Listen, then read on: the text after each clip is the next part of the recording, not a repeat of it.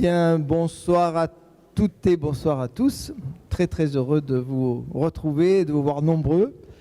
On est pourtant une veille de week-end prolongé, c'est jamais des dates très propices, mais là, malgré cela, vous êtes là. Et on s'en réjouit pour écouter Valérie Dufayet, que je présenterai, mais que vous connaissez déjà, dans quelques instants.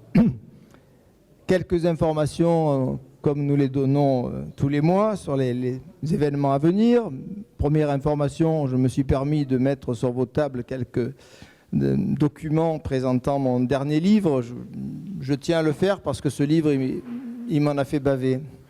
Ça fait 2 ans que je me bats pour essayer de le faire éditer. Vous comprendrez peut-être pourquoi en lisant la présentation. Parce que c'est un livre honnête et qui fait de cadeaux à personne et où je montre que les religions ont toutes eu des phases absolument terrifiantes de violence et de massacre, et pas seulement l'islam aujourd'hui. Donc si j'avais uniquement tapé sur les musulmans, peut-être qu'on m'aurait édité facilement. La contrepartie, c'est que je me serais fait égorger dans la rue. Donc j'ai essayé de montrer comment il y a un danger intégriste qui est propre à toutes les croyances. Donc c'est un livre qui ne ressemble pas à tout ce qui a été publié sur le sujet. Ce n'est pas un livre de sociologie, ce n'est pas un livre d'histoire des religions. C'est un livre de philosophie au sens très très large, un livre grand public. C'est mon premier livre grand public. C'est pour ça que j'espère vraiment de tout cœur que le public répondra. Et je serai présent donc les 13 et 14 mai prochains à la fête du livre de hier, qui est une très belle fête du livre, avec Valérie, qui y sera aussi.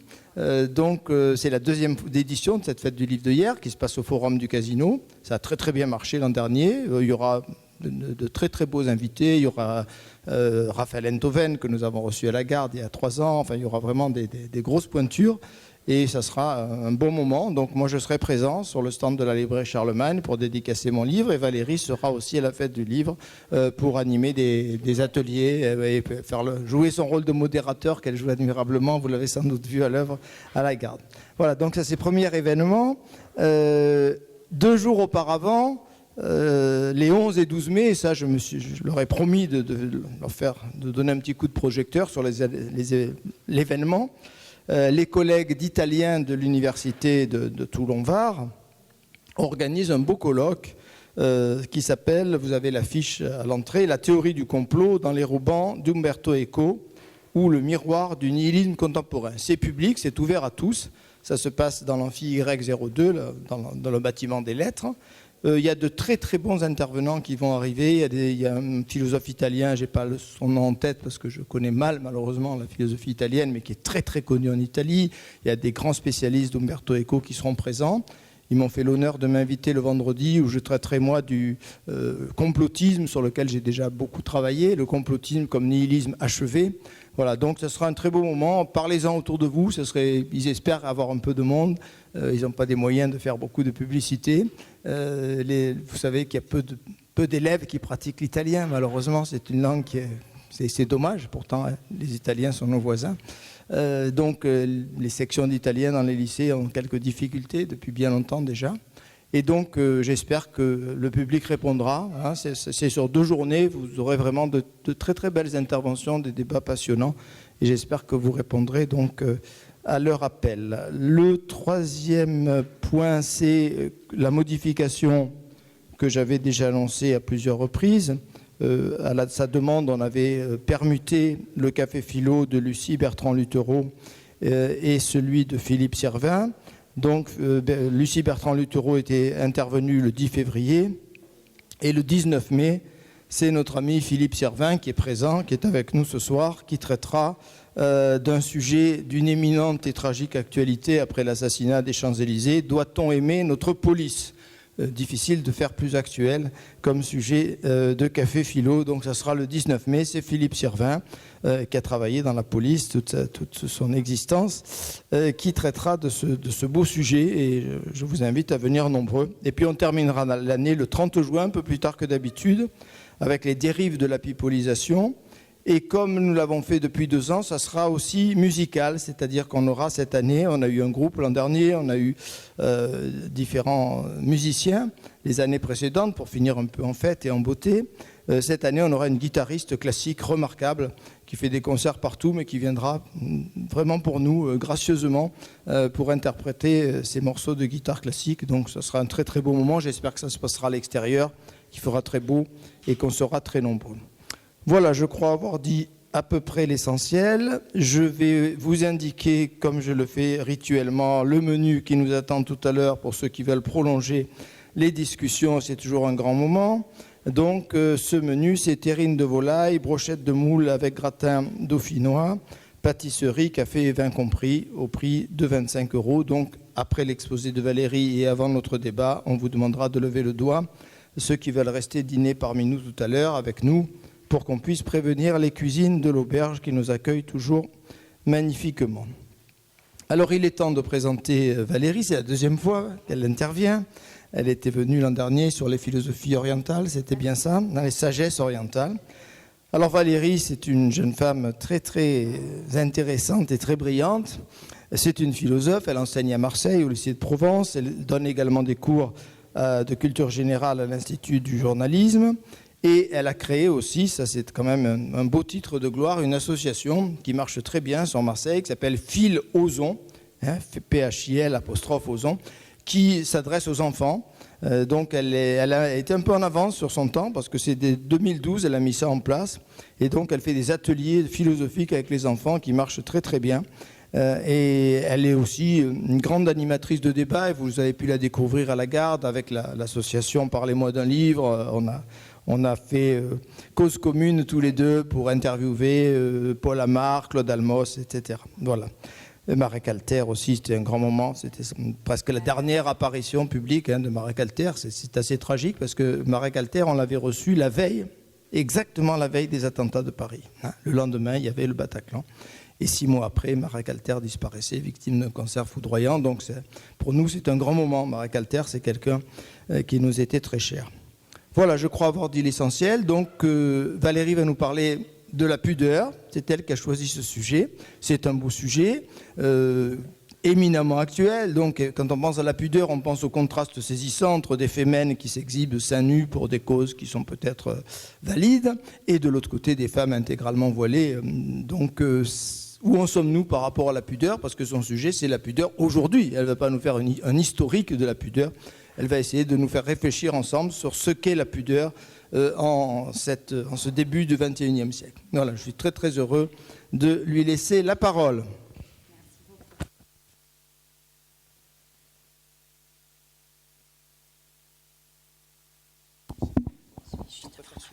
Oui, non, c'est bien. Je vais juste... Non, je vais m'asseoir, je vais juste prendre un verre d'eau.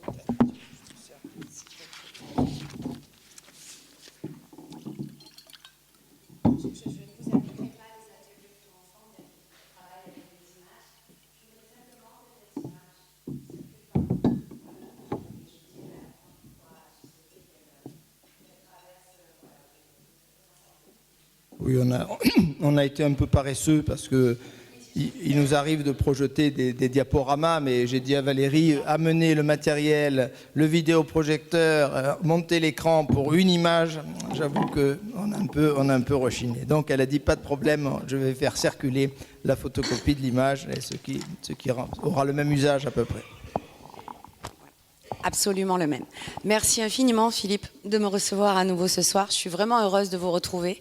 Non seulement par amitié pour Philippe, par goût de la philosophie et de son partage dans la cité. Je trouve que ton initiative est extraordinaire et vous êtes particulièrement nombreux. C'est un petit peu impressionnant. Je n'ai pas l'habitude, outre modération d'écrivains, d'avoir autant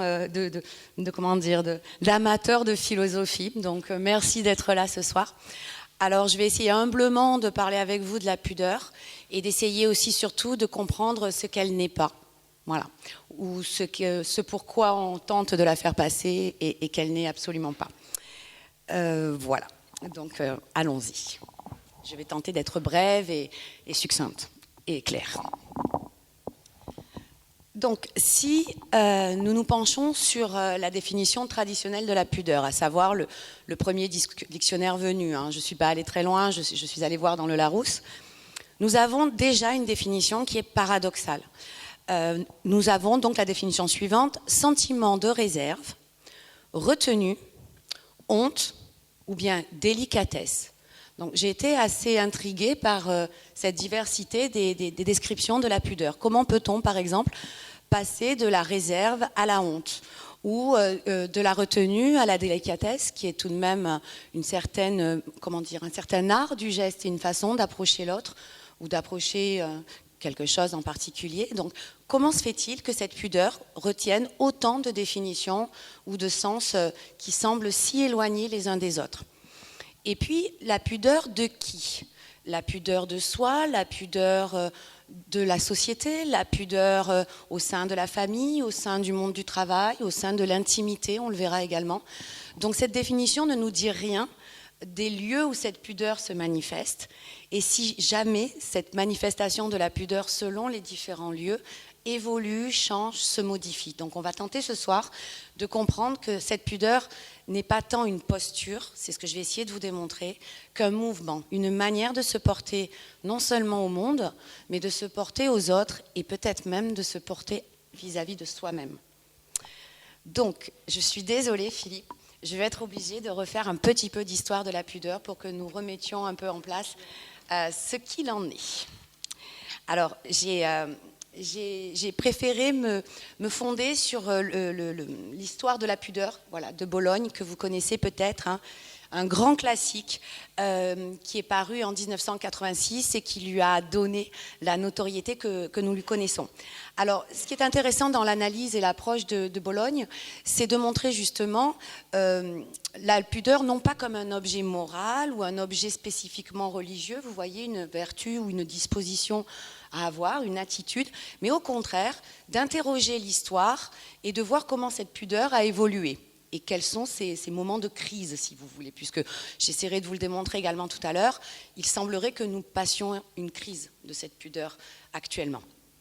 Alors effectivement, Bologne a interrogé l'homme principalement sur la nudité, sur le rapport qu'il entretient avec la nudité et avec son propre corps, et particulièrement dans la première partie de son ouvrage, si vous êtes tenté de le lire ou si vous l'avez déjà découvert, au sein de la vie quotidienne, c'est-à-dire le lit, le bain, l'habillement. Donc ça, c'est déjà intéressant pour nous, parce que cette pudeur, parfois, nous l'interprétons comme devant se développer, devant se manifester à l'extérieur et n'appartenant pas à la sphère du privé. Et justement, l'intérêt de son analyse est de montrer que dès la sphère du privé, celle-ci apparaît. Donc, il ne sépare pas d'ailleurs la pudeur de l'intimité, du monde intérieur ou privé, et la pudeur publique. Justement, ce qui est intéressant dans son approche à Bologne, c'est de montrer que c'est un même mouvement définitif qui se produit. Je vais essayer de vous le montrer aussi. Alors, cette pudeur, il faut remonter donc dans les époques antérieures. Alors, à l'Antiquité, cette pudeur, elle est présente. Pourquoi? Parce que, se montrer nu, c'est être faible. Voilà. Durant l'Antiquité, la nudité est synonyme de faiblesse. Donc on ne se montre pas nu, car se montrer nu, c'est manifester sa faiblesse. Mais cette notion de pudeur comme faiblesse, que l'on connaît à l'Antiquité, évolue au Moyen-Âge. Alors au Moyen-Âge, on est plus dans l'idée d'une manifestation honteuse de soi ou lubrique de soi. Vous voyez, elle est directement non plus rattachée à une force ou une faiblesse de l'âme, mais au contraire à une qualité morale et religieuse. Et puis petit à petit, ça glisse encore vers le 19e, ou là carrément 19e, c'est le ridicule, c'est la question du ridicule. On ne peut pas, on ne se doit pas de se montrer ridicule aux autres. Donc là, on commence déjà à sentir le poids du regard social sur soi.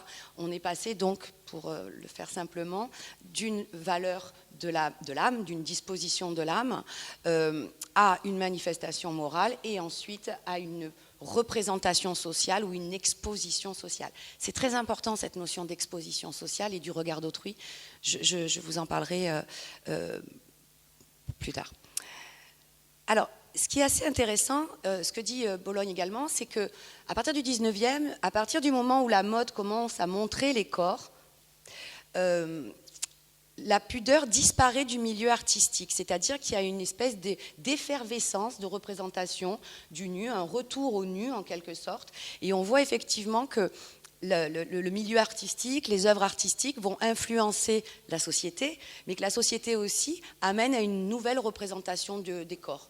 Je pense aussi au début du XXe à Achille, à Kokoschka, vous voyez, à tout ce courant d'artistes qui mettent en scène la nudité. Bon, ce qui vaudra à Achille, vous vous souvenez, Ergon Schiele, hein, une accusation de pornographie dans la Vienne du début du XXe, et il sera d'ailleurs emprisonné pour ses dessins.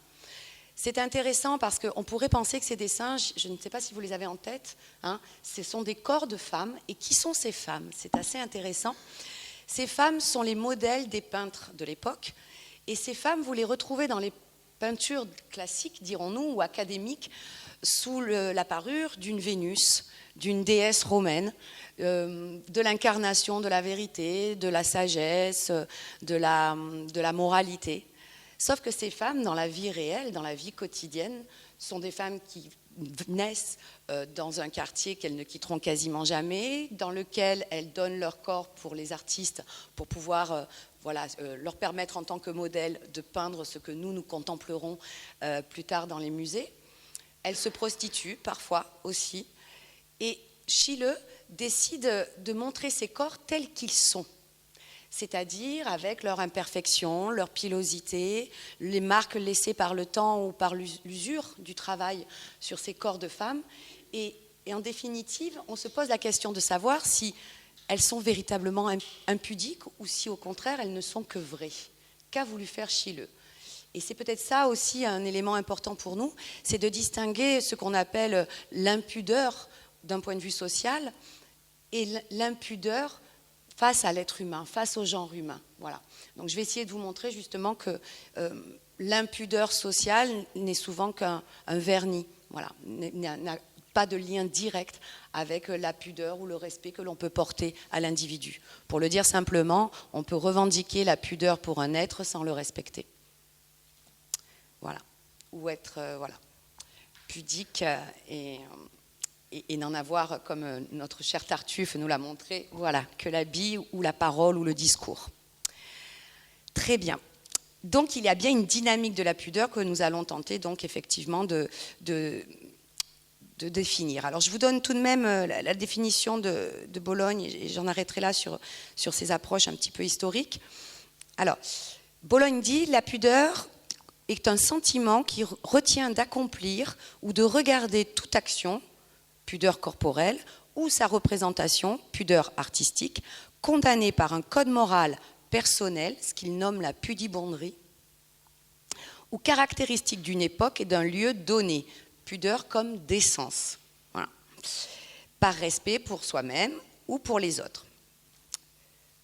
Alors, ce qui est intéressant, il prend l'exemple de la baignoire. C'est pour ça que je vous ai fait passer cette représentation artistique de Bonnard, on en parlera tout à l'heure. Pourquoi c'est important? Parce que Bologne montre, dans son analyse qu'il fait de la pudeur dans la baignoire, que la pudeur est une valeur, une vertu, une attitude ou une disposition que l'on attend des femmes, mesdames. Alors que l'on attendrait plus généralement des hommes, de vous, messieurs, une pudeur des sentiments. Donc, faut-il en déduire que nous existons et manifestons notre essence humaine uniquement dans l'exposition de nos corps? Quand vous pouvez, vous avez le privilège de l'exposer au niveau de vos sentiments et de votre âme, je n'en sais rien.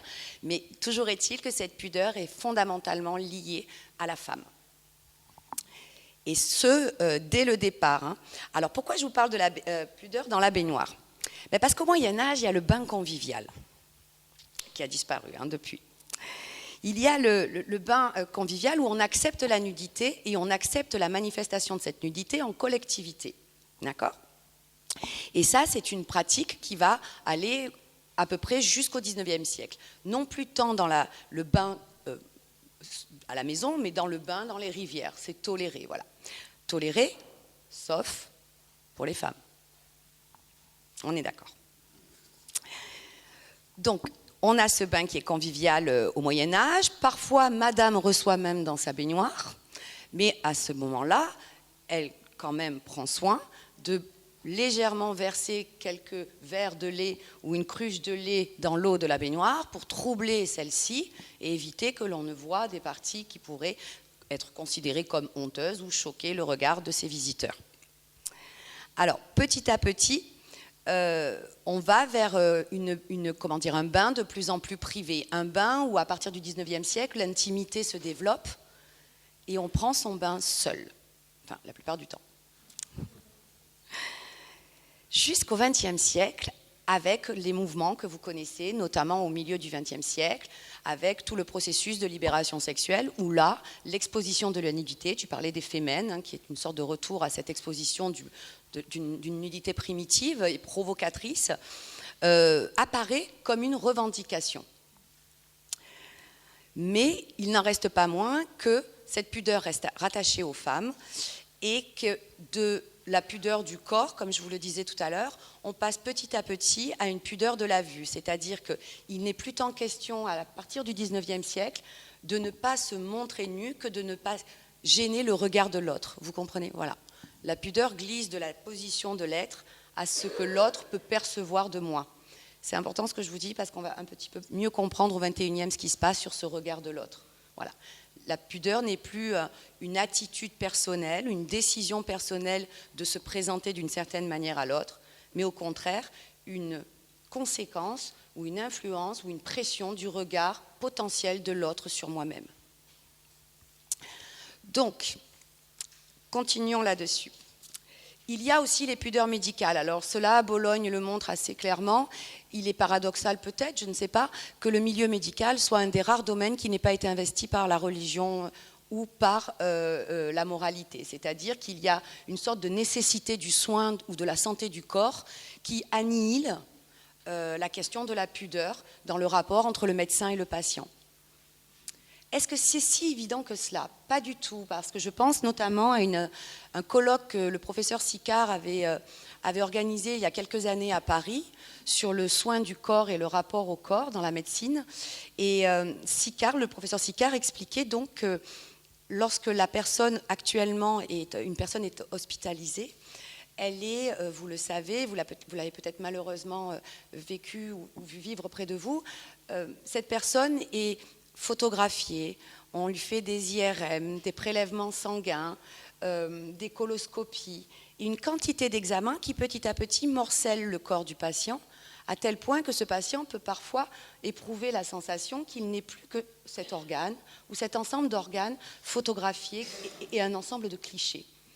Et le professeur Sicard expliquait que petit à petit, il y a le risque dans cette impudeur, vous voyez, de s'adresser à ce corps et de le manipuler, bien que ce soit dans le but de le guérir, il y a le risque de faire perdre au patient son intégrité humaine, c'est-à-dire la possibilité de se sentir une personne. Et il expliquait notamment le geste de la toilette des infirmières qui, alors bien sûr pas un geste précipité, mais qui peut également ramener au corps son intégrité, c'est-à-dire lui faire ressentir la totalité de lui-même et non plus la focalisation sur un organe ou sur une partie de lui-même spécifique. Voilà, donc on sait que cette pudeur, les médecins qui nous sauvent la vie et qui prennent soin de nous le savent. Cette pudeur, bien qu'elle soit moindre dans le milieu hospitalier, n'est pas absente. Voilà, il y a une délicatesse dans l'approche du patient et il y a une délicatesse aussi dans le discours, le dialogue que l'on entretient avec lui. Donc voilà, je voulais simplement préciser ce point parce que c'était un petit point de désaccord que j'avais par rapport au livre de Bologne où je pense que la médecine ne se dispense pas de la pudeur, bien au contraire. Alors cette pudeur, je voudrais voir un petit peu avec vous dans un premier temps en quoi elle est un phénomène social. Alors, nous disons qu'elle naît avec la connaissance de soi. Je ne reviendrai pas au mythe primitif, à l'histoire primitive d'Adam et Ève, et quoique on aurait pu en parler également, on en parlera peut-être tout à l'heure. Mais en tout cas, tout ce qui est culturel, tout acte ou tout geste culturel de l'homme passe nécessairement par le fait de travailler la nature. Un corps humain n'est pas un corps nu ou un corps primitif. Un tatouage est une manière d'habiller le corps, une danse est une manière de faire bouger le corps et donc de se positionner par rapport à l'autre. Le vêtement, l'étoffe, l'habit sont également des moyens de marquer les corps dans les cultures de la spécificité culturelle de ce groupe. Donc effectivement, la pudeur naît avec la culture, le processus de culture. Et la conscience de soi-même dans le groupe, voire de l'appartenance de soi-même au groupe. Alors, certains anthropologues n'hésitent pas à dire qu'elle est aussi un moyen de sécurisation de la femme. À savoir que dans un groupe social où la femme peut encore être considérée comme un objet de prédation, comme un objet de tentation, la société à laquelle elle appartient ne va pas hésiter justement à la parer, non plus simplement dans un geste culturel, mais dans un geste préventif. Je ne sais pas si je me fais bien comprendre. Oui. Voilà. Donc il n'y a pas simplement une manifestation culturelle dans le fait de voiler, de mettre étoffe sur femme, il y a aussi le fait de la protéger. Protéger d'un danger réel ou d'un danger potentiel, voire d'un danger craint, mais inexistant ou illégitime ou infondé. Voilà. Mais ce mouvement de crainte et de prévention explique aussi pourquoi femmes se couvrent. Alors, donc, effet de sécurité, c'est évident. C'est aussi une manière sociale de réglementer les désirs. Alors ça, c'est un petit peu plus pernicieux. Car de quoi se rend-on compte ? C'est que lorsque l'on cache une femme, lorsque donc on lui demande pudeur ou décence sociale, il y a aussi derrière l'idée, un peu plus cachée, que les hommes sont susceptibles de cacher ce qui leur appartient, comme un trésor au meilleur des cas, au pire des cas comme un bien qu'ils ont eu tant de difficultés à obtenir et qu'ils ne souhaitent pas voir convoité par d'autres. Donc on voit que derrière le geste culturel, le geste préventif, il y a aussi un désir plus ou moins inconscient de s'approprier l'autre, celui à qui on exige pudeur, pour lequel on exige pudeur, mais qui revient aussi paradoxalement à le considérer comme un objet de possession. Alors oui, elle apparaît comme une manière, je vais essayer d'être positive quand même parce que vous allez me croire complètement impudique et me croire en train de faire l'apologie de l'impudeur, ce qui n'est absolument pas le cas. Elle apparaît aussi comme une manière de nier notre nature animale. Effectivement, si vous regardez le règne animal, l'accouplement dans les espèces animales se déroule souvent dans l'agressivité, dans le conflit, dans la lutte, dans la résistance. En tout cas, la sexualité animale est liée à l'agressivité. On est bien d'accord. Souvent. Et donc, on peut penser aussi que d'un point de vue anthropologique, la pudeur est aussi une manière de mettre en retrait, vous voyez, cette pulsion animale ou cette manifestation directe de pulsion sexuelle chez l'homme. C'est-à-dire de mettre une distance, de mettre un délai et donc de retarder en quelque sorte l'expression de ce désir ou d'en contourner la réalisation. Donc on voit qu'elle a une fonction préventive, mais elle a aussi une fonction civilisatrice. On apprend à un enfant la pudeur. Il ne l'a pas naturellement, ou en tout cas pas celle que l'on croit. La pudeur sociale, elle est acquise par la culture et l'éducation. Et elle fait partie de son processus d'élévation en tant qu'être humain. Donc, les hommes vont inventer des étoffes, des postures, des modes d'apparition, afin soit de cacher, soit de freiner, soit de contourner cette nature première. Donc, la pudeur, c'est aussi une occultation, un détournement donc, de ces pulsions. Mais la nature ne disparaît pas pour autant. Donc, pourquoi ? Parce qu'on en avait parlé un petit peu tous les deux quand on a parlé de cette soirée. C'est vraiment un sujet fascinant, la pudeur, parce qu'on est toujours à la lisière, vous voyez, de la moralité et de l'immoralité. Je ne veux pas faire ma tartuffe, mais si on reprend cette idée de la naturalité, de la spontanéité de l'expression des pulsions humaines, on pourrait se poser la question de savoir si l'enjeu pour les êtres humains, quelle que soit leur culture, est d'être pudique, ou bien, je dis bien ou bien, je n'en suis pas certaine, d'être impudique à propos.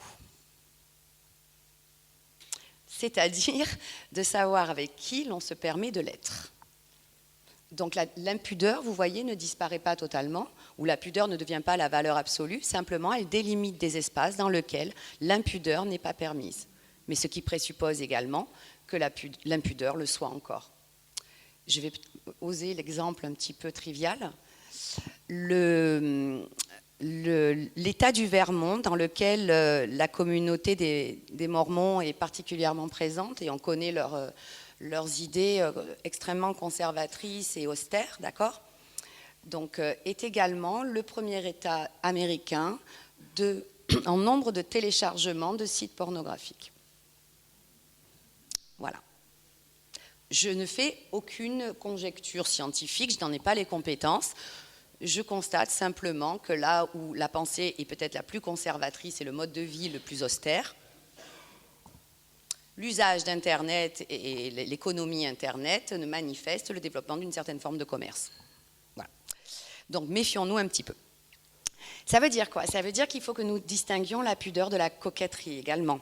Hein, et là, on vient de voir de la décence parfois purement sociale, de la posture sociale. La pudeur n'est pas non plus la coquetterie. Pourquoi ? Parce que la coquetterie, vous le savez, messieurs, puisque mesdames n'en jouent pas, ça c'est évident. Vous savez, messieurs, que la coquetterie est une mise en scène et que nous avons parmi nous des actrices bien meilleures que d'autres. Donc, qu'est-ce que la coquetterie ? C'est une mise en scène. Yankelevitch, le philosophe, j'ai retrouvé donc ce qu'il nous disait de la pudeur, disait « Méfiez-vous d'une pudeur ou d'une réserve qui s'annonce à grands cris ». Pourquoi ? Parce que quand la coquette baisse les yeux, c'est pour mieux les relever. Tandis que lorsque la pudique baisse les yeux, c'est parce qu'elle a honte que vous la regardiez. Et ça, c'est différent. Donc on voit qu'il y a la possibilité d'une mise en scène de la pudeur et d'un caractère absolument artificiel dont l'intention ou le but est contraire à la nature même de la pudeur. La coquette, donc, que fait-elle ? Elle cache pour mieux montrer. Donc elle démontre. Elle joue. Elle est donc dans une certaine forme d'hypocrisie. Hypocrisie qui n'est pas l'apanage des coquettes. Vous la retrouvez, cette hypocrisie, notamment chez les philosophes. Jean-Jacques Rousseau. Jean-Jacques Rousseau qui nous confesse très humblement, d'accord, qui nous dit donc qu'il est de tout le genre humain, que parmi le genre humain, jamais individu n'a eu moins de vanité que lui. Ce qui est quand même fabuleux, hein, c'est quand même une preuve d'orgueil brillante.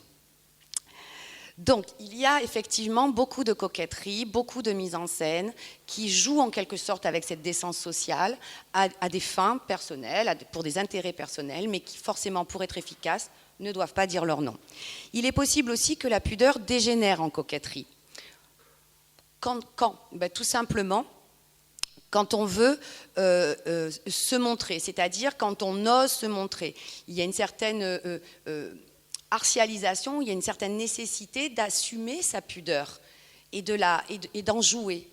Donc effectivement, on peut imaginer qu'une personne par nature pudique ou dans une situation qui manifeste en elle sa pudeur puisse se forcer à aller vers une sorte de mécanique, vous voyez, ou comportement artificiel qui peut passer pour l'autre en face comme une coquetterie, d'accord, mais qui en définitive est sincèrement une manière de jouer avec sa pudeur, c'est-à-dire de la supporter et de continuer la relation ou continuer ce qu'elle s'apprête à dire ou faire ou partager, tout en assumant en quelque sorte cette pudeur première ou intérieure. Mais effectivement, la pudeur n'est pas simplement cette coquetterie, elle peut être aussi, et elle est certainement également une vertu fragile dont on essaiera de décerner les éléments tout à l'heure. Alors c'est quoi la décence ? La décence, c'est l'institutionnalisation de la pudeur. On vous dit voilà quoi faire, voilà comment parler, voilà comment se positionner vis-à-vis d'autrui. C'est une injonction qui est imposée, qui est composée et qui peut produire le trouble chez l'individu qui se voit forcé d'agir de cette façon.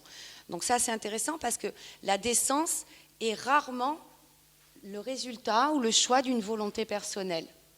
Elle est la plupart du temps subie. Et se voir qualifié d'indécent vaut injure. Donc il y a bien l'idée ici que la décence s'impose à l'homme ou à la femme, indépendamment de la volonté de ce dernier. Donc c'est véritablement une injonction morale, une injonction religieuse. On pourra même parler de censure. Voilà. la décence ou l'exigence de décence, surtout lorsqu'elle est excessive ou déplacée, apparaît comme une censure, comme une interdiction à la personne de manifester ce qu'elle est, telle qu'elle est. Alors, il y a bien évidemment des exigences de décence qui sont acceptables, qui sont tolérables, qui sont compréhensibles ou raisonnables. Et puis, il y a des exigences de décence qui sont démesurées, qui sont hubriques, qui sont déplacées. C'est effectivement difficile de les distinguer, mais elles existent. Voilà, ces formes excessives de demande de la décence. Alors, qu'est-ce qu'il y a derrière cette pudeur lorsqu'elle n'est ni coquetterie, lorsqu'elle n'est ni décence? Elle est peut-être une peur. Voilà. Une peur d'apparaître à l'autre. Une peur qui serait en quelque sorte diffuse, une sorte d'angoisse. Vous voyez, puisqu'on dit généralement que la peur a un objet, la pudeur serait peut-être une forme d'angoisse, vous voyez, ressentie à un moment dans l'apparaître à l'autre, dans la manière d'apparaître à l'autre. Une manière d'être. Elle n'est pas quelque chose de ciblé, elle n'est pas quelque chose de qualifié. On ne peut pas avoir la pudeur de son nez ou de ses oreilles. On en aura honte, mais pas la pudeur, vous êtes d'accord?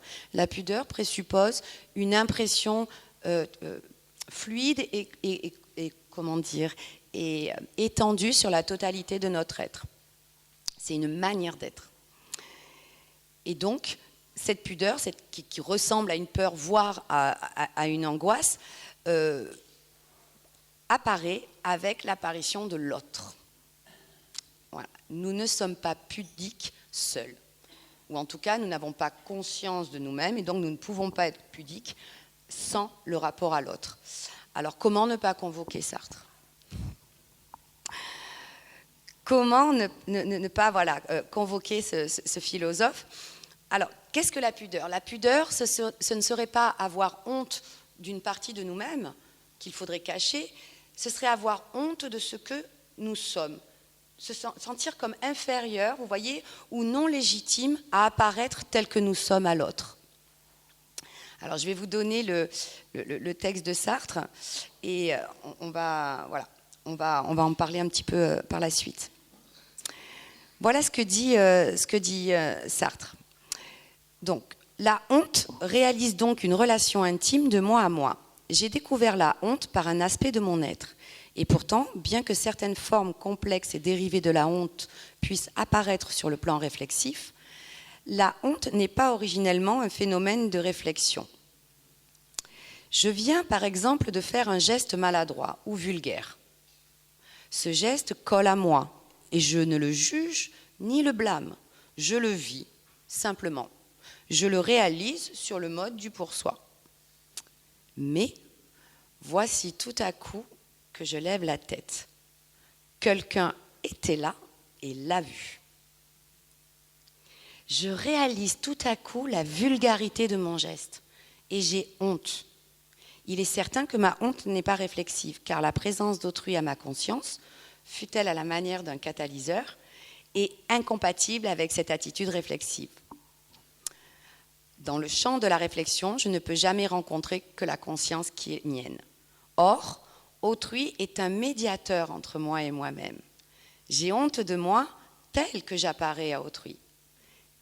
Et par l'apparition même d'autrui, comme sur un objet, car c'est comme un objet que j'apparais à autrui. Donc c'est important parce que ça signifie effectivement que si nous vivions dans l'inconscience de nous-mêmes ou dans l'inconscience de l'autre, cette pudeur ne pourrait pas apparaître. C'est donc dans le regard de l'autre ou la reconnaissance de l'autre ou la présence de l'autre, la conscience de sa présence, que la pudeur naît. On peut se sentir impudique dans la solitude, pourtant. Comment se fait-il ? Comment se fait-il qu'à un moment, on puisse avoir ce sentiment d'impudeur de soi alors que nous sommes seuls dans notre chambre ou dans notre salle de bain ou... Tout simplement parce que nous nous percevons nous-mêmes à ce moment-là comme un autre. Nous nous regardons comme un autre. Mais effectivement, ce rapport à l'autre est nécessaire pour construire, vivre, expérimenter et voir se manifester ce sentiment de pudeur. L'autre n'est pas toujours là pour être ce médiateur qui nous renvoie à nous-mêmes. Il est aussi celui qui essaye de nous accaparer. Alors, je voudrais parler avec vous d'un deuxième texte de Sartre qui concerne effectivement ce rapport à l'autre et comprendre pourquoi l'autre pourrait, par exemple, me demander pudeur. Pourquoi l'autre pourrait exiger de moi que je cache une partie de mon corps, voire une partie de ma propre intimité, voire de mes pensées ou de mes émotions ou de mes sentiments. Il faudrait pour cela, dit Sartre, revenir au comportement de l'amant et au rapport que l'amant entretient au corps de la femme aimée, par exemple. Écoutez bien ce qu'il nous dit. Celui qui veut être aimé ne désire pas l'asservissement de l'être aimé. Il ne tient pas à devenir l'objet d'une passion débordante et mécanique. Il ne veut pas posséder un automatisme. Et si on veut l'humilier, il suffit de lui représenter sa passion comme le résultat d'un déterminisme psychologique. L'amant se sentira dévalorisé dans son amour et dans son être. Ainsi, l'amant ne désire pas posséder l'aimé comme on possède une chose. Il réclame un type spécial d'appropriation. Il veut posséder une liberté comme liberté. Donc, ce qui intéresse l'amant n'est pas d'obtenir ou de posséder cette femme comme il posséderait un objet en définitive. Ce que j'aurais pu croire au début de cette conférence, où le fait d'exiger pudeur serait une façon de s'approprier la femme comme un objet. Malheureusement, non.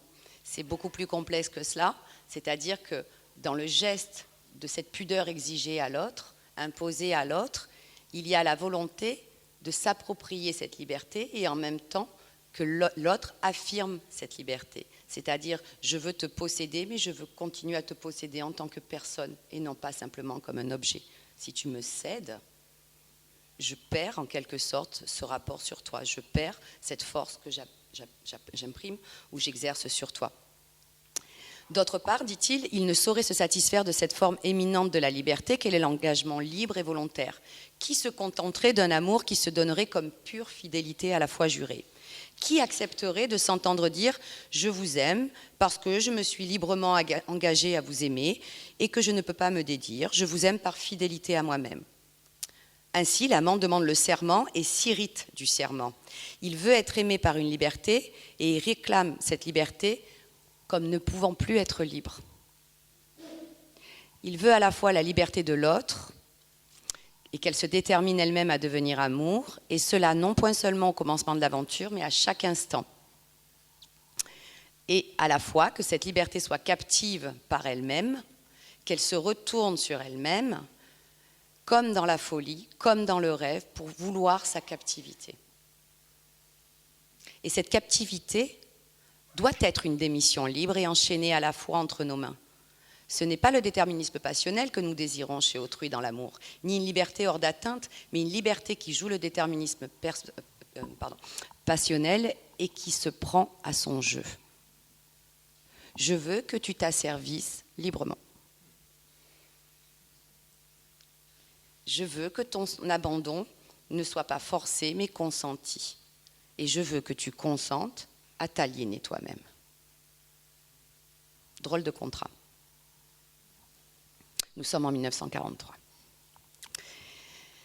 Puis, il y a aussi cette question, effectivement, de la pudeur, indépendamment de cette analyse phénoménologique et de cette tentative, effectivement, de se saisir de l'autre et de sa liberté fondamentalement présente à soi, et peut-être même vécue comme insupportable. Il y a tout de même une dimension positive que j'ai retrouvée pour vous ce soir de cette pudeur, comme vergogne, comme qualité noble, la vergüenza espagnole. Alors, qu'est-ce que c'est la vergüenza ? C'est une qualité aristocratique, mais aristocratique au sens des meilleurs, au sens que le fait d'être bon ou d'être grand oblige à une certaine manière d'apparaître, à une certaine rigueur ou une certaine justesse. Alors ça, c'est intéressant aussi. J'ai trouvé nombre de références, mais je vous en donne une par exemple.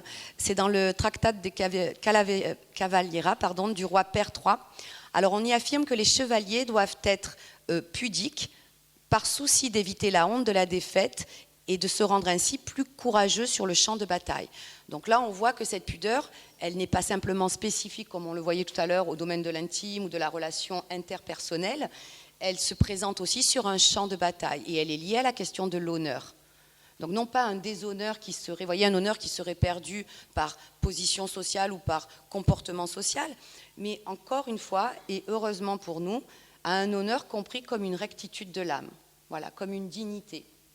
Et effectivement, si je pense au peuple d'Asie dont nous avions parlé l'an dernier, je pense au sens de l'honneur chez le peuple japonais. On dit ce peuple aisément pudique. On les reconnaît comme manifestant une certaine pudeur dans les sentiments, dans la manière de se présenter à l'autre. Il y a également une dimension très très forte de l'honneur. Donc on voit qu'on peut associer également la pudeur à la question de l'honneur et donc en faire une valeur morale ou une vertu particulière. Donc là, effectivement, la vergüenza dans la littérature espagnole et dans la culture espagnole est liée justement à cette valeur au combat. Mais on trouve aussi cela dans les dispositions sociales. Et là également, je trouve chez Gracián d'Antisco qui parle des rustres. Des rustres qui à table, par exemple, s'empiffrent de manière grossière. Vous voyez, dans la manière donc, de se nourrir. Donc il y a bien cette idée que l'impudeur manifeste au niveau social une infériorité. Non pas une faiblesse, comme je vous l'avais dit au début durant l'Antiquité, mais comme une infériorité morale. Voilà. Alors, je passe là-dessus, parce que moi, je ne vais peut-être pas vous donner tous les exemples que j'ai trouvés. Que se passe-t-il alors, ou que se passerait-il si cette pudeur n'existait pas? Jouons le jeu. Oublions la pudeur, décence, coquetterie, retenue, distance, etc. Et imaginons un monde sans pudeur. Il est invivable. Il est invivable parce qu'il nous pose sous la tyrannie de la transparence, de l'apparition immédiate et totale de soi, et vous oblige en quelque sorte à une surexposition constante à travers laquelle rien ne peut être caché, rien ne peut être en quelque sorte conservé de l'ordre de l'intime ou de l'intériorité, vous voyez. Et là, c'est peut-être l'élément qui me touche le plus à cœur ce soir, c'est d'aborder la question de la pudeur, non plus dans sa dimension sociale ou morale ou religieuse, mais dans sa dimension spirituelle. Que serait une pudeur spirituelle ou une impudeur du point de vue de la vie spirituelle de nous en tant qu'êtres humains?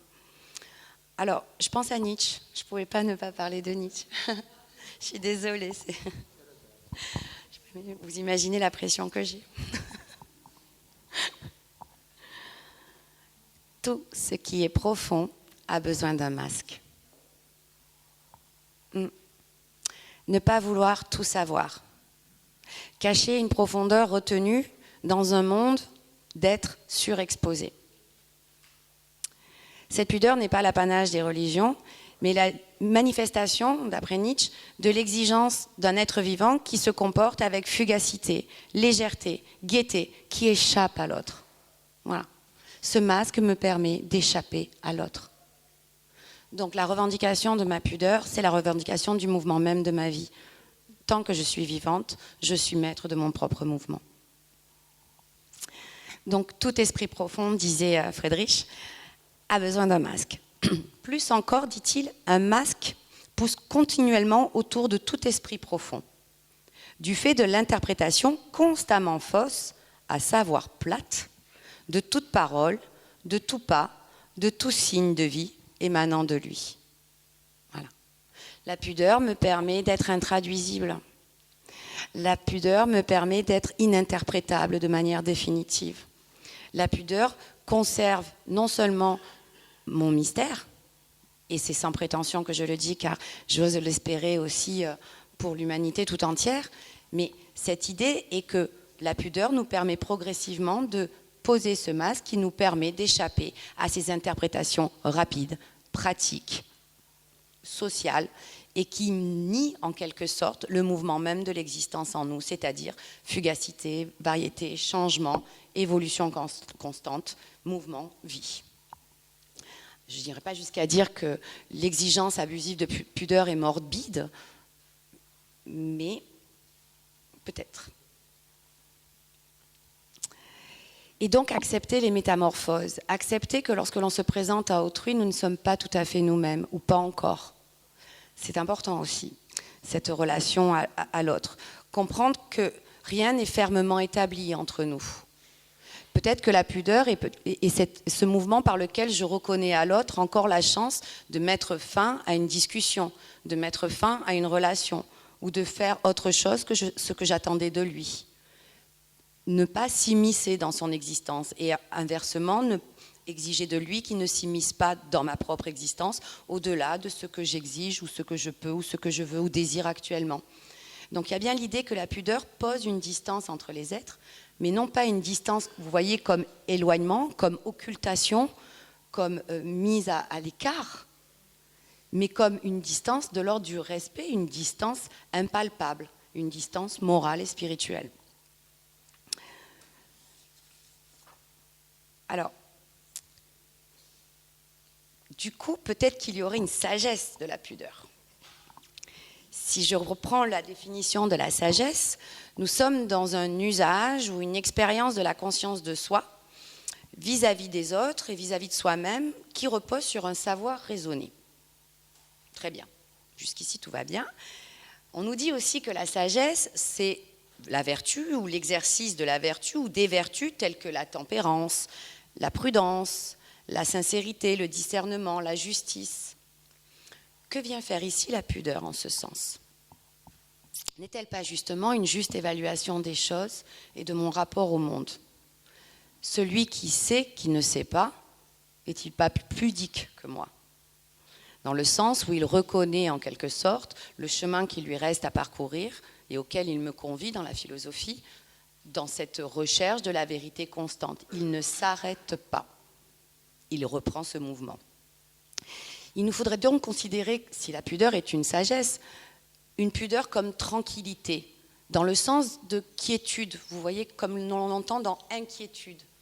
Est-ce que la surdécence, la pudibonderie, le fait d'occulter l'autre ou de le masquer abusivement et du point de vue de l'extérieur ne consisterait pas non plus à apaiser nos craintes, nos peurs et justement à augmenter le trouble au lieu d'apaiser la relation à l'autre? Parce que cette occultation de l'autre est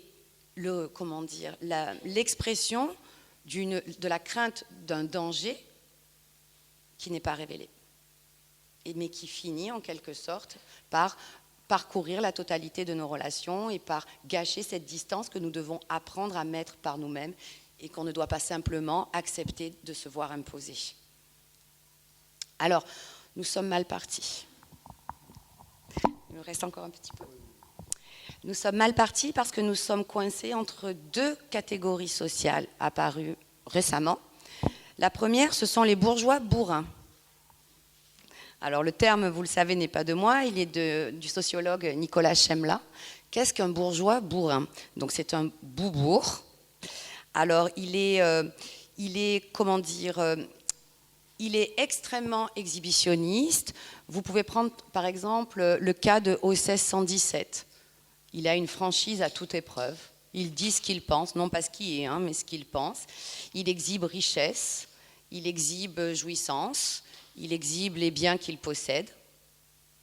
Et donc, il nous oblige en quelque sorte à une vision ou à une perception de sa propre impudeur.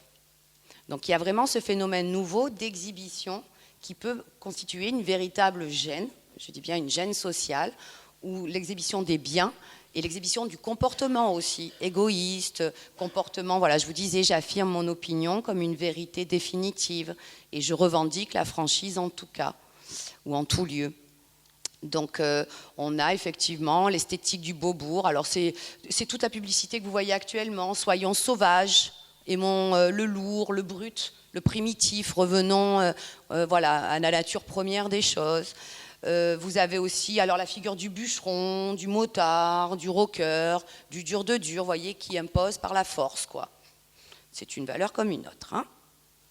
Vous avez aussi des films, Le Loup de Wall Street, dont on connaît le succès cinématographique, vous voyez.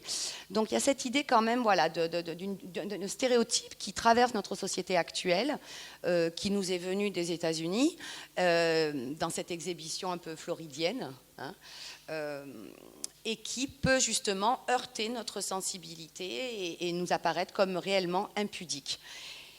Et puis, il y a également la surexposition du corps, ou l'omniprésence de la sexualité dans les publicités, la moindre lessive, la moindre voiture présuppose justement cette mise en exposition ou en exhibition des corps.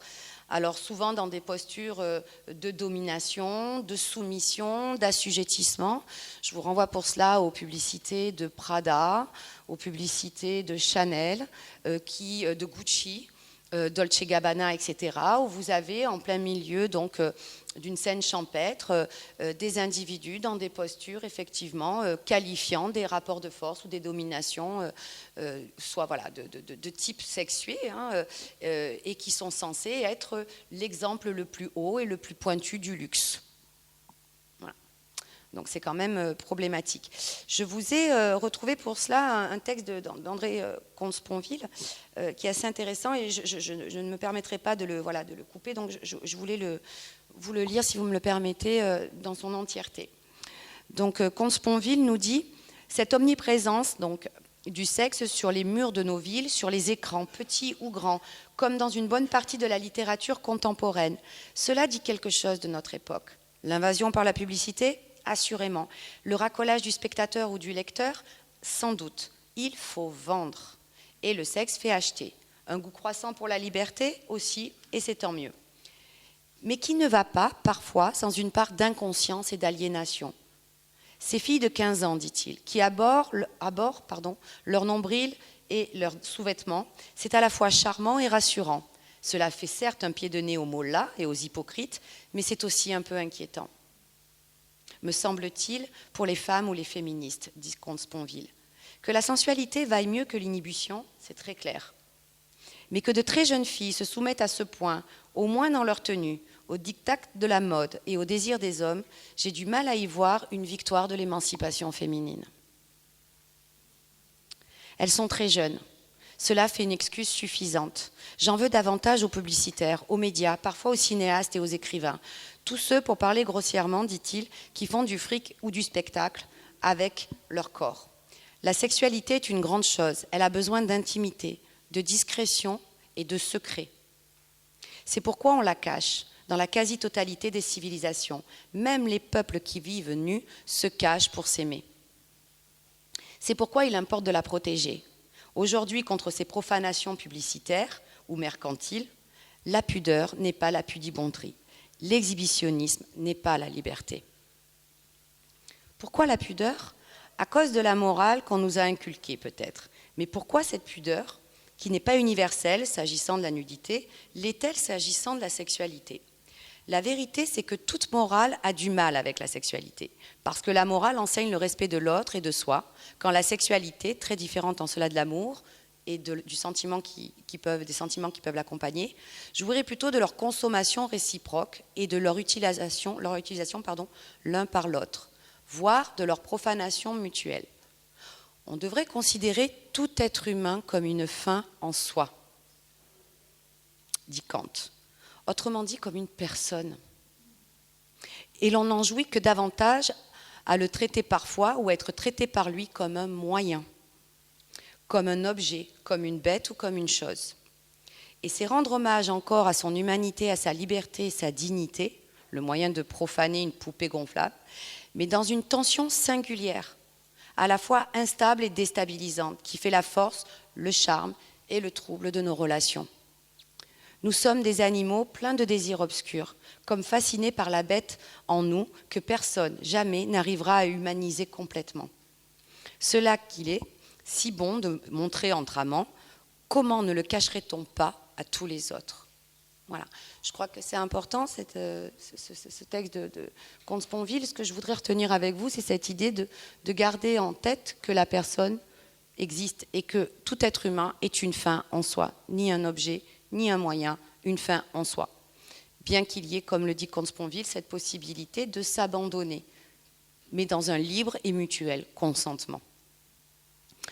Alors, être pudique du coup pour autrui, mais peut-être aussi avant tout par rapport à soi. Je pensais à cette phrase de Mouawad, Wajdi Mouawad, que vous connaissez probablement, cet écrivain et dramaturge, homme de théâtre libanais, qui nous dit que c'est par transparence que l'on découvre des éléments de sa propre vie et que l'on apprend sur soi. Et c'est par transparence également, dit-il, que nous allons aller dans ce cheminement vers notre propre vérité. Cette transparence, quelle est-elle ? Est-ce qu'elle existe spontanément ? Non. Il va falloir en quelque sorte nous mettre à distance, non pas nous couvrir par des étoffes, ou nous couvrir, ou nous cacher, ou vivre isolés, mais apprendre en quelque sorte à se donner qu'en partie, pour petit à petit se retrouver soi-même et se choisir dans ce que nous donnons aux autres de voir de nous-mêmes. Je vous parlais tout à l'heure de la franchise des bourgeois bourrins, de cette expression. Je préfère la sincérité à la franchise. Voilà. Je ne suis pas une adepte de la franchise, je lui préfère de loin cette valeur qu'on appelle la sincérité, qui suppose une conformité ou un accord avec ce que l'on dit, avec ce que l'on fait et la façon que l'on a de se manifester aux autres et à soi-même. Est-ce que la pudeur ne serait pas ça, une sincérité première, qui n'est pas calculée ? Alors, accepter aussi le trouble, c'est ce que j'aime chez Mouawad. La pudeur suppose que nous soyons troublés, gênés, parfois honteux. Et pourquoi pas ? Pourquoi ne pas imaginer, je pense à cette scène de Marius qui annonce à son père qu'il part et qui n'ose pas lui dire qu'il l'aime et qui lui dit « je t'aime bien ». Pourquoi ne développerions-nous pas cette pudeur, même avec le plus proche ou le plus intime ? Elle reste une distance nécessaire et elle nous permet néanmoins de dire ce que nous avons à dire. Marius dit à son père qu'il l'aime. Simplement, il le dit autrement. Alors, de quoi ou comment pourrions-nous avoir cette possibilité d'une pudeur entre nous jusque dans l'intime ?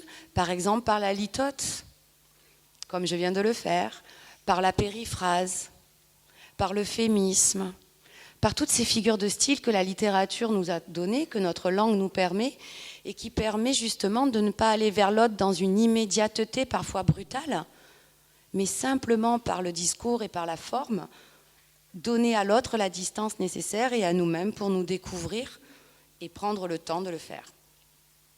Alors, ce temps que l'on prend, effectivement, nous permettra de pouvoir manifester un sentiment sans être sentimental, d'être sincère sans paraître coquette ou coquet. Et peut-être effectivement manifester ce que nous sommes vraiment ou avoir la confiance nécessaire pour le faire. À ce sens, on retrouve la notion de sagesse dont je vous parlais tout à l'heure, c'est-à-dire d'une disposition à être soi dans sa vérité, qui suppose un exercice. Et de la même manière qu'on apprendrait en quelque sorte le courage d'être et d'exister, il nous faudrait en contrepartie apprendre aussi à être pudique. Donc ce serait une simplicité retrouvée en quelque sorte, une modération. Aristote dirait un juste milieu qu'il nous faudrait atteindre. Non plus voir la pudeur comme un bouclier, une armure, un coffre, mais au contraire comme un espace que l'on dispose entre soi et les autres. Une construction même, qui nous permettrait de nous manifester. Je voudrais juste finir cette question de la pudeur par rapport à la question de la lumière. Je vous ai parlé de la transparence, je vous ai parlé parfois du fait effectivement de ne pas avoir peur de notre propre obscurité, de nos propres pensées, bien que nous n'ayons pas à les montrer à autrui. Et si en définitive, la seule pudeur ou l'impudeur peut-être que nous devrions avoir, ou la seule pudeur que nous devrions abandonner, était la peur de nous-mêmes, la peur de briller.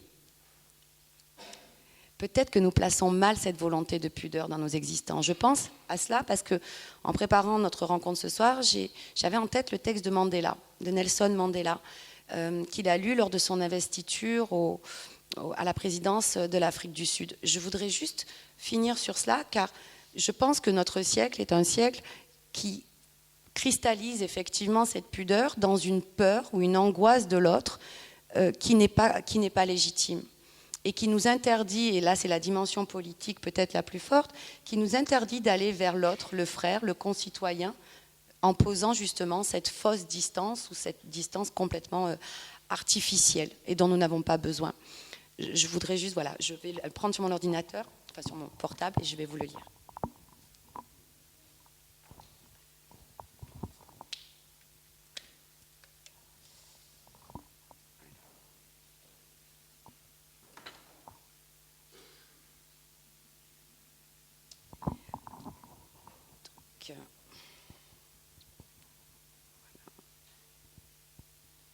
Donc c'est un poème de Marianne Williamson que Mandela a repris dans son discours d'investiture. Notre peur la plus profonde n'est pas que nous ne soyons pas à la hauteur. Notre peur la plus profonde est que nous sommes puissants au-delà de toute limite. C'est notre propre lumière et non notre obscurité qui nous effraie le plus. Nous nous posons la question, qui suis-je, moi, pour être brillant, radieux, talentueux, merveilleux? En fait, qui êtes-vous pour ne pas l'être? Vous êtes un enfant de Dieu. Vous restreindre, vivre petit, ne rend pas service au monde.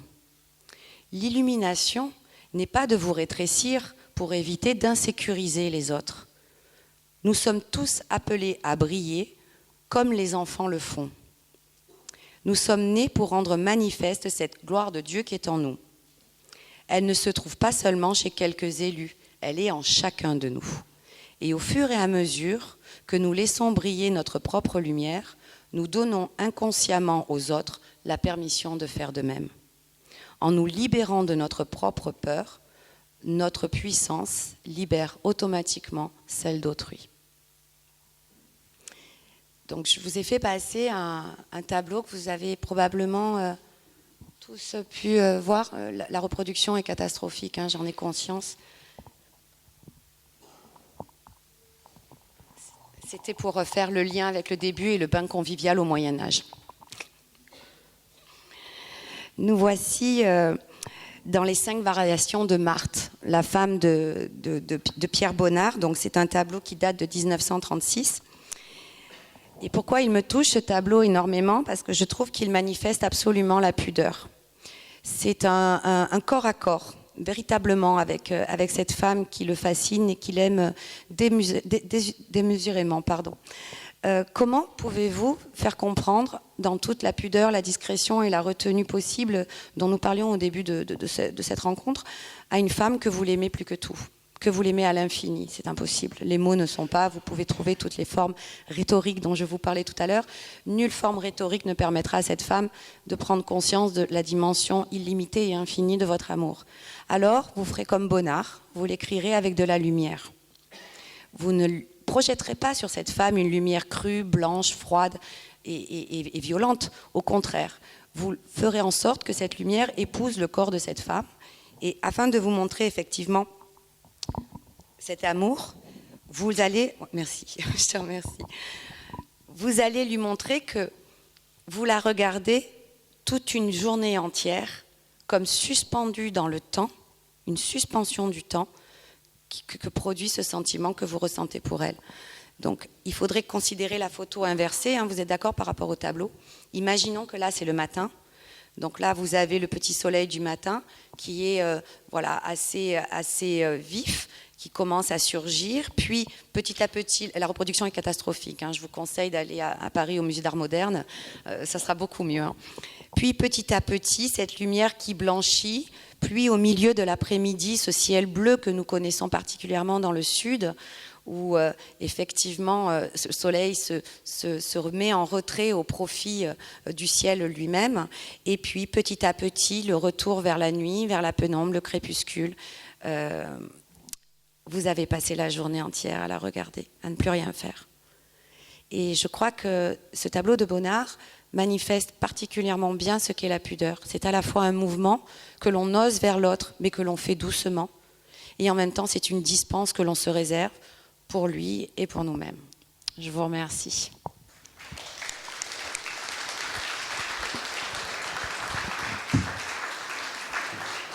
Bien, un grand merci Valérie. Je crois que on avait l'impression en arrivant qu'on savait quelque chose de la pudeur. Je crois qu'on a l'impression maintenant qu'on a beaucoup à interroger et beaucoup à découvrir.